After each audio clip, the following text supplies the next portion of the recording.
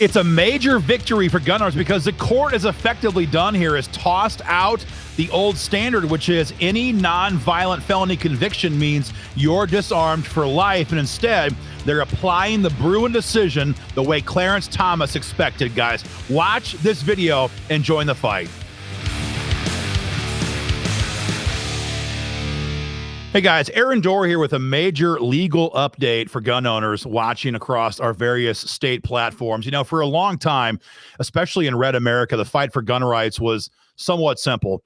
Pass constitutional carry, pass stand your ground law, defeat universal background checks, defeat red flag laws. And that was kind of where the gun rights community has been for the last 15 years across the country. But those days are changing now. And these days, the fight for gun rights, especially in red states, which have accomplished these goals, is expanding to new frontiers, because in the fight for gun rights, there is no neutral. We're either losing ground or we're gaining ground. There's no just static neutral in between, mostly because our enemies are never going to stop trying to weaken our right to keep and bear arms. And one of the issues that has been backburnered for these last 10 or 15 years, for the most part, has to do with prohibited persons receiving their gun rights back. We get tons of calls here at the office from gun owners who have a misdemeanor conviction or a non-violent felony conviction who want to know, what's it going to take for us to get our gun rights back, both individually from clemency from the governor, or at the statewide level, when are we going to pass a law that will allow me to have my gun rights restored to me? And it's been a back-burnered issue, as I said, for a very long time. But those days are changing. And we have always held here that a non-violent felony conviction should not result in a lifetime gun ban. And we have caught crap for years for saying that, from the left, other gun rights organizations, the media, all fear-mongering, saying you're trying to arm violent criminals. But of course, that's ridiculous. Our point has always been that a single mom, let's say, who steals food from Walmart one too many times and gets a felony conviction, while she should make that right, that should not make her unarmed and helpless for the rest of her life. And there's many examples like that. The good news now is that after a major court victory just a couple of days ago in the Third Circuit, we are now going to see a lot more attention given to the issue of what allows the government to disarm somebody for a lifetime. And guys, it's going to be a major advancement in gun rights over the next 10 to 15 years, as all of the courts digest and unpack what the Bruen decision means from last year. So I'm going to break down this decision from the Third Circuit yesterday. I have the case on the other screen. I'm going to read some of the major quotes. You're going to love what you're about to hear. I'm here to tell you right now that the fight for gun rights is moving to the right as we go forward. What was kind of contained to constitutional carry, stand your ground law, rolling back, gun control, we've accomplished that in red states. And now these states are going to begin to go further to the right. And we're very happy to be leading that fight for gun owners. So the case here is Bruen Range versus United States. It was in the Third Circuit Court of Appeals, and the docket number, for those who want to look it up, is 21-2835.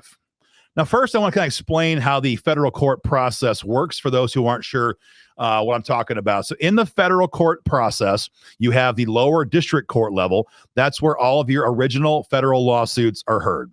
So you have the district court judge. And then after that, if that case is appealed, it goes to the circuit court. And then above that is the United States Supreme Court. So 3 levels within the federal court process.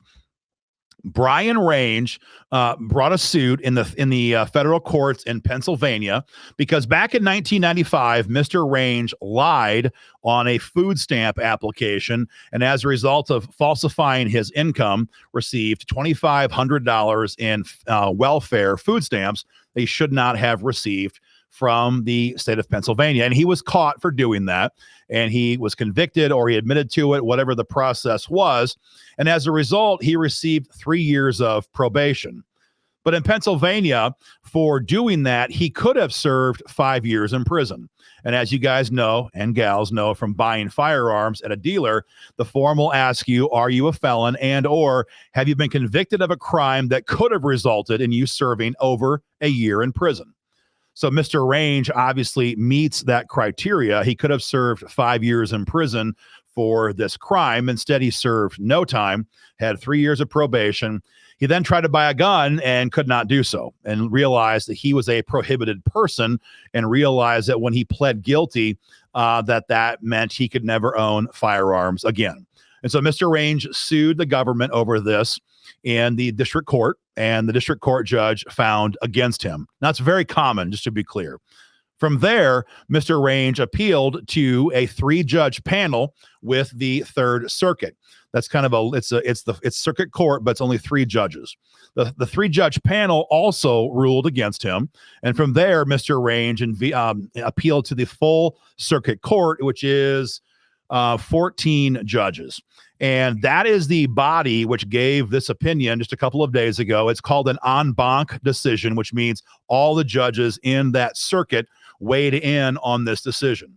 And the court held an 11-4 decision that the government may not, here's the main thing, the government may not disarm somebody for a lifetime for non-violent misdemeanor and felony crimes. And this is going to have seismic implications in the fight for gun rights in court, but also in legislative bodies across America, because for a generation or more now, it's always been kind of that line. If you have a felony conviction, you cannot own firearms. And let's be honest, a lot of people in the gun rights community, not our audience, but others, and a lot of people who are pro-gun in the legislative bodies have always kind of held this, look down our nose at people with a felony conviction and never wanted to fight to restore their gun rights. And at a certain point, I get it. I'm raising my children to obey the law, and I'd be very displeased if they got a felony conviction. But my personal morality and what my wife and I are giving to our children is not a standard for public policy. And people make mistakes, and people make felony level mistakes. But those mistakes, if they're nonviolent, should not result in a lifetime gun ban. And now what we're seeing is a court precedent that is backing this up. Before I break down the case, I want to explain the process. So we have this opinion now from the Third Circuit. That does not mean it's the end of the story. So the government has the ability to appeal this matter now to the Supreme Court, and they might, and or other circuit courts across the country. We've got a bunch of them, could weigh in the opposite direction. They can give an opposing precedent, and you'd have these conflicting opinions from various circuit courts. So we're not done by any means with this issue. But my point is that we are on a process now, which is moving to the right as we digest and implement last year's Bruen decision from the United States Supreme Court. So there's 3 main takeaways that I want to leave you with as we talk about what happened in this court decision. The first one is the government's primary assertion, which was that Mr. Range could not own a firearm because he was not one of the people who was covered by the Second Amendment because he was a criminal. And that's the problem. A simplistic view of this, you would say, well, yeah, he's a criminal. He shouldn't have firearms. But in this day and age, when the federal government and state governments and judges across the land are weaponizing leftist ideology against all of us, it is a lot easier to become a criminal these days than ever before. And in many cases, that can be a declaration someone's mentally unwell with no adjudication in court, or it could be you've been red flagged and deemed a criminal with no conviction in court. And again, we all know it's easier now than ever before for the left to turn to you and say, you're a criminal, and find some judge somewhere to deem you that. And that's the government's position. If you have been deemed a criminal, no matter how, no matter what the facts are, even if there wasn't a conviction, as is the case in a red flag gun seizure, you lose the protection the Second Amendment provides. And they claim that the country's historical precedent backed this up. And the Third Circuit soundly rejected that assertion. Here's the quote. It's a little bit long. Bear with me.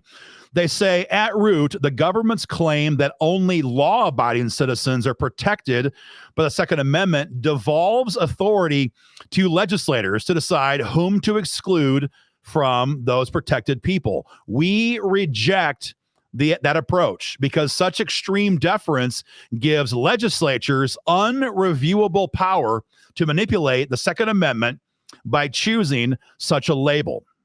So I'm going to break that down for you. What they're saying is that we have to realize, they're saying as judges, that in certain states, especially in blue states right now, the state assemblies, the state bodies are deeming all kinds of people to be criminals simply by labeling them as such.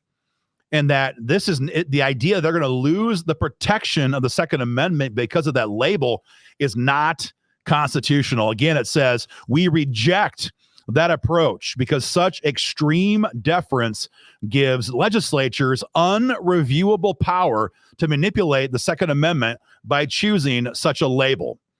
Fantastic legal posturing here from the Third Circuit. They also say, and that deference would contravene Heller's reasoning that the enshrinement of constitutional rights necessarily takes certain policy choices off the table.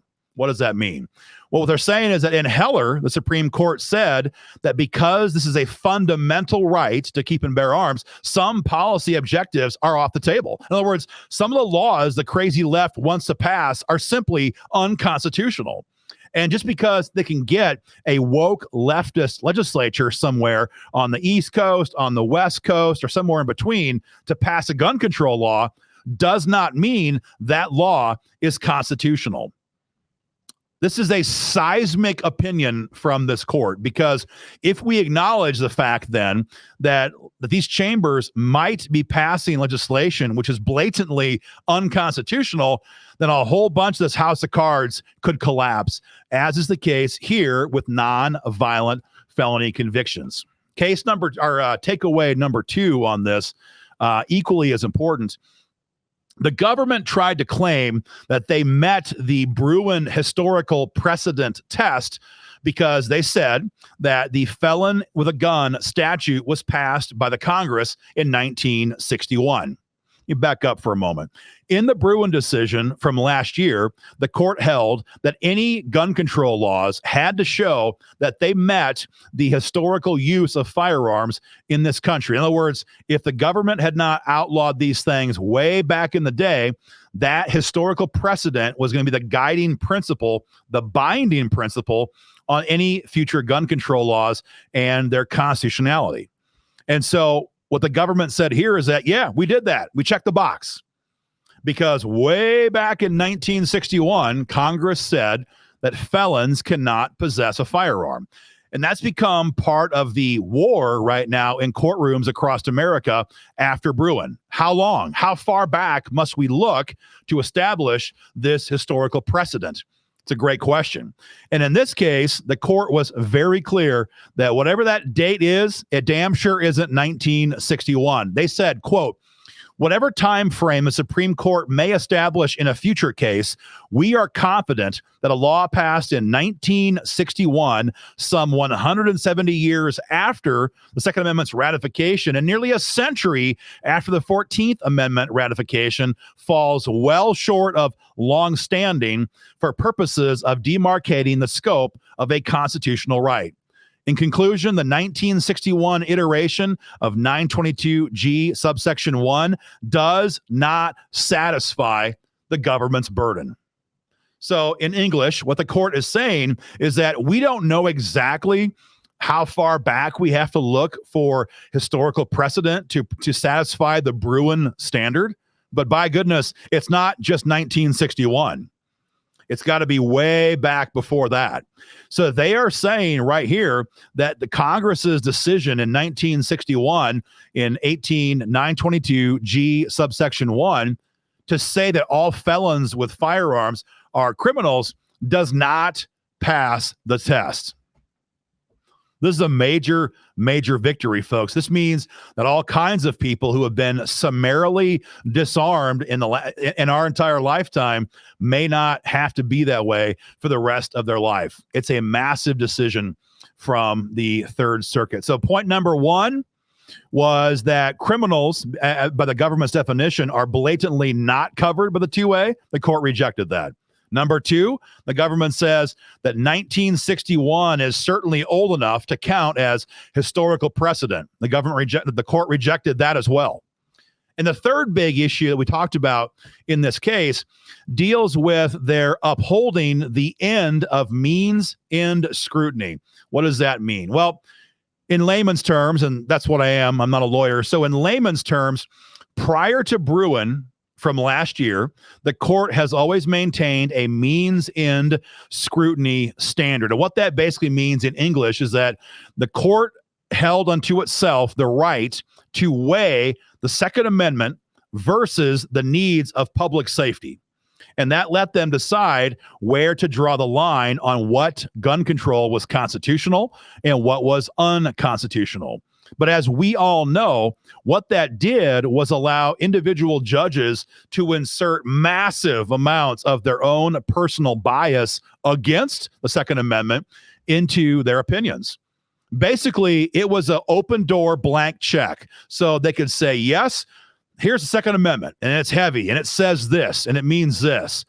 But, that key word, right? That big, big word. But we have the interest of public safety over here. And so, therefore, I declare that this gun law is constitutional. This gun control law is constitutional because we have to balance your rights with public safety. And what Bruen did was took a sledgehammer to that standard. And they said, in their opinion, or in that decision, because there's been too much abuse. There's just been too much blatant abuse where judges were allowed to interject their own bias in between Second Amendment freedom and the right to, or the need to balance public safety. If it's that wide open, then anybody could abuse it. The court said in this decision, they said Bruen rejected this approach as one step too many. The Supreme Court declared Heller and McDonald, the cases of 2008 and 2010, do not support applying means-end scrutiny in the Second Amendment context. Instead, those cases teach that here's the key part, when the Second Amendment's plain text covers an individual's conduct, the Constitution presumptively protects that conduct. And so only if a firearm regulation is consistent with this nation's historical tradition may court conclude that the individual's conduct falls outside of that scope. Now, again, this was a part of the Bruen decision, but what you're seeing here is the circuit courts all across the country now having to interact with and apply that standard when they issue their opinions. In fact, in this Third Circuit Court case, they said that prior to Bruen, we used means-end scrutiny as our standard. And they all but said we would have done it again here, but because Bruen tossed that out, here is our new standard.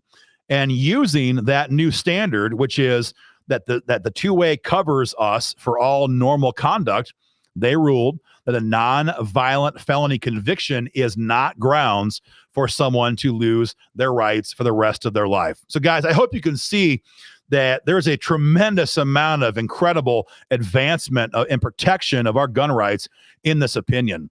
And it's not done. As I said, this case can be appealed by the government, and it probably will. Other circuits could weigh in the opposite direction, and they might. But all of these cases are heading back up to the Supreme Court for more adjudication. And given the current court's makeup, there's never been a better time in our lives to have these cases heard by the Supreme Court. This same opinion, this same notion, rather, of the historical precedent and the use of firearms is why you're seeing all kinds of gun control laws being struck down all across the country. Gun laws that ban firearms from those age 18 to 20, those are collapsing. Magazine ban limits in Maryland, those are collapsing. Assault weapons ban cases are being heard right now all across the country, and there's many more cases like that because the court now has to interact with the idea that the Bruen decision requires them to weigh in that calculus the historical use of firearms in this country, guys. It's a great time to be involved in the fight for gun rights. We're so happy to be involved in that, both in our state capitals and in our federal court system. There's a lot of victories coming down the road. And the reason for it is very simple. The reason for this is very simple. You can love him, you can hate him, somewhere in between, makes no difference to me. But one thing that Trump did in the White House was stacked the federal courts and the Supreme Court with constitutional justices. And there was, by my recollection, 115 or 120 vacancies on the federal bench when Barack Obama walked out of the White House. And President Trump got in the White House and he turned to the Federalist Society, the very hyper conservative justice club in Washington, D.C. And he just told them, give me a list. Give me a list. And he appointed and nominated hundreds of conservative judges to our federal courts, in addition to the Supreme Court. And we're seeing this pay off in a major, major way. And that's not going to stop. These guys and gals will be on the bench in some cases for 20 years, 30 years, 40 years.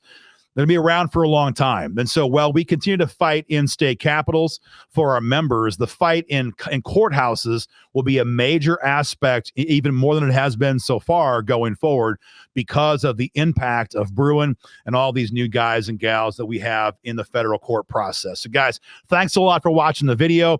Get involved in the fight. Join up, hitting the link below. Share our video online, and we'll keep you guys informed. Stay free.